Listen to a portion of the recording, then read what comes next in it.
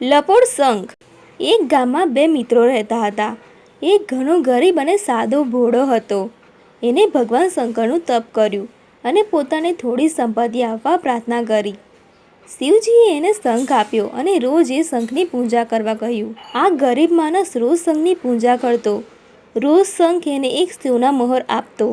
આ રીતે રોજ એક સોના મોહર મળતી હોવાથી એ ઘણો ધનિક બની ગયો. એના મિત્રએ એને આમ એકદમ ધનિક બની જવાનું રહસ્ય પૂછ્યું. ભોળા મિત્રએ એને બધું કહી દીધું. એનો આ મિત્ર લોભી હતો. એને શિવજીનો શંખ પડાવી લેવાનો નિર્ણય કર્યો.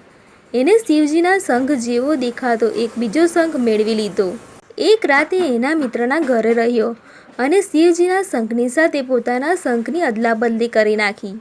બીજે દિવસે ભોળા મિત્રએ શંખની પૂજા કરી ત્યારે શંખે કશું ના આપ્યું. એને શિવજીની પ્રાર્થના કરી અને પૂછ્યું કે એની સાથે આવું કેમ બન્યું.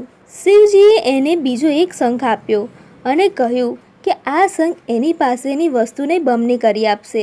ભોળા મિત્રએ આ વાત એના મિત્રને કરી. લોભી મિત્ર શિવજીનો ચમત્કારી શંખ પાછો લઈ આવ્યો અને એને આ નવા શંખ સાથે બદલાવી નાખ્યો. એ નવો શંખ લઈ ગયો. લોભી મિત્રએ નવા શંખની પૂજા કરી અને પોતાની સંપત્તિ બમણી કરી આપવા કહ્યું, પરંતુ એને કશું જ ન મળ્યું.